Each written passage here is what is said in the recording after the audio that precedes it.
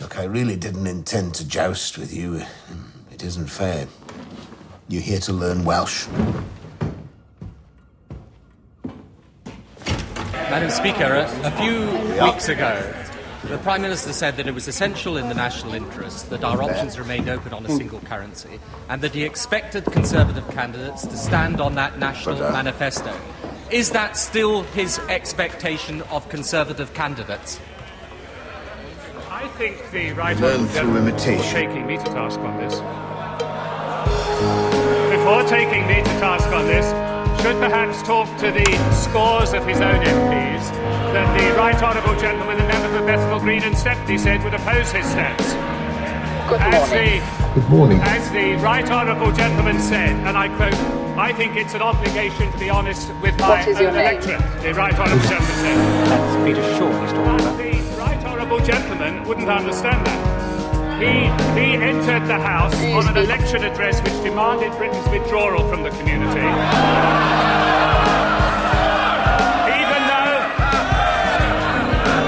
Even though, Madam Speaker, he said later, I wasn't actually opposed to membership of the European community.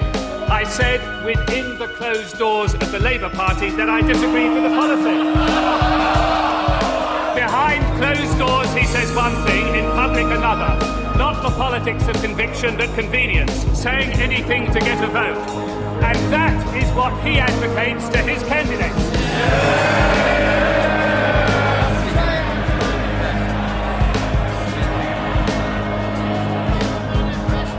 Madam Speaker, if I can...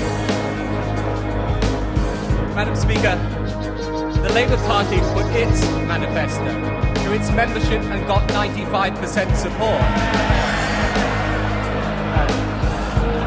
I doubt that he could put his manifesto to his cabinet and get 95% support. After all, I was only asking him to agree with what he himself said a few weeks ago. Well, if he can't say that he now expects Conservative candidates to do that, has he still the vestige of authority and courage left to stand at that dispatch box and say now that at least he strongly urges and seeks to persuade Conservative candidates to stand on his and the government's position? That honourable gentleman is just being plain silly. Is he telling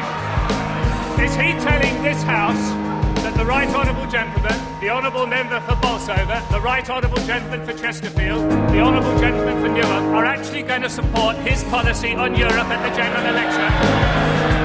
He raises it on this day of all days.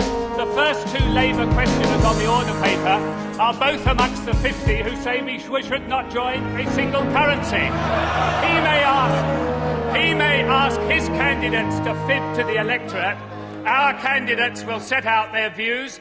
We will follow the policy that the government has set out. And people know our policy. What he's trying to do is to censor and smother what his party stands for. I asked him two questions. I said, as he himself said a few weeks ago, does he expect them to stand on the same manifesto? I answer it yes. I then asked him, will he at least seek to persuade people to stand on the same manifesto? I answer yes. He is so weak and powerless he can't even say. Well, is it not weak? He cannot even get to that. Oh yes. A party political broadcast. Is it not? Order, House.